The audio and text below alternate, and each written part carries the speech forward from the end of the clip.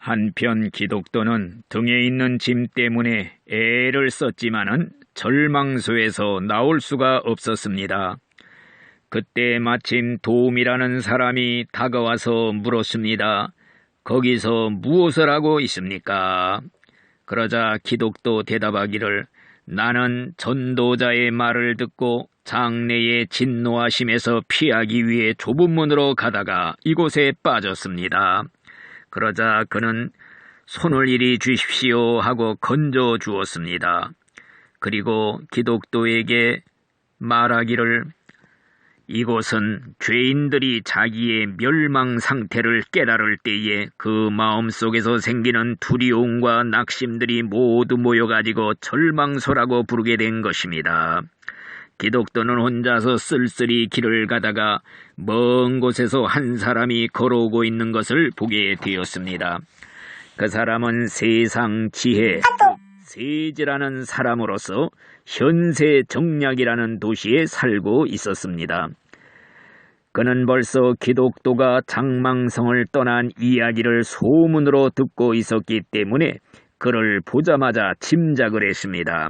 그리고 그에게 묻기를 괴로운 모습을 하고 어디로 가고 있습니까?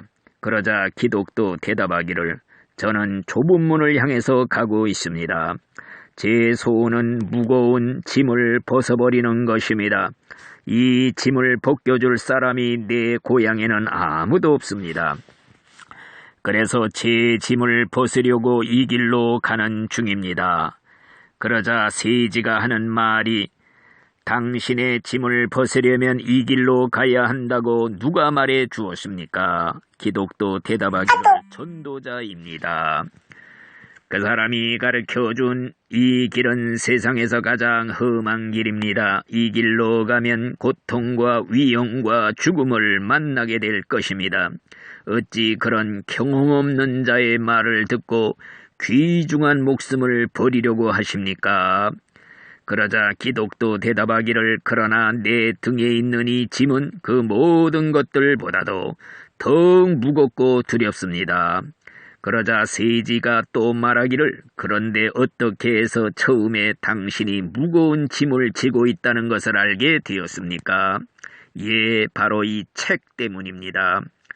세지 말하기를 만일 당신이 내 말대로만 한다면 이 길로 가지 않고도 무거운 짐을 벗을 수 있도록 가르쳐 드리겠습니다. 저 건너 도독이라는 촌에 율법이라는 사람이 살고 있는데 당신의 짐을 벗겨줄 재주가 있는 사람입니다. 만일 그 사람이 집에 없으면 그의 아들 예이라는 청년이 있는데 그도 아버지처럼 그 일을 할 수가 있습니다. 그러면 그 사람의 집으로 가려면 어디로 가야 합니까? 그러자 세지가 말하기를 저기 보이는 높은 시내산으로 가십시오. 기독도는 가던 길을 바꾸어 율법의 집으로 가서 도움을 구해보려고 하였습니다. 그러나 산 곁에 가서 쳐다보니 불꽃이 나타나 훨훨 타오르기 시작하는데 타죽진 않을까 하는 무서운 마음이 들었습니다. 그리고 등에 진 짐은 전보다도 더 무거워진 것 같았습니다. 그는 갈 길을 잃었고 얼굴은 공포심에 질려 있었습니다. 그제서야 세지의 말을 들은 것이 잘못된 것인 줄을 비로소 깨닫게 된 것이었습니다. 바로 이때 전도자가 가까이 오는 것을 보았고 기독도는 부끄러워서 얼굴을 붉혔습니다. 기독도와 마주선 전도자는 그를 똑바로 바라보면서 따져 물었습니다. 당신은 장망성 성문 밖에서 울고 있던 사람이 아닙니까? 내가 좁은 문으로 가는 길을 가르쳐주지 않았습니까? 그런데 어찌하여 이렇게 속히 잘못된 길로 빠져들었습니까? 지금 이 길은 바른 길이 아닙니다. 그러자 기독도 대답하기를 점잖게 보이는 어떤 사람을 만났는데 그가 이곳으로 가면 짐을 벗겨줄 수 있는 사람을 만날 것이라 하였습니다. 내가 좁은 문으로 가서 짐을 벗으려 한다고 하자 그는 더 쉽게 벗을 수 있는 길이 있다고 말을 했습니다. 그러자 전도자 말하기를 당신이 만났던 그 사람은 세지라는 사람으로서 다만 이 세상 교훈만을 가장 좋은 것으로 여깁니다.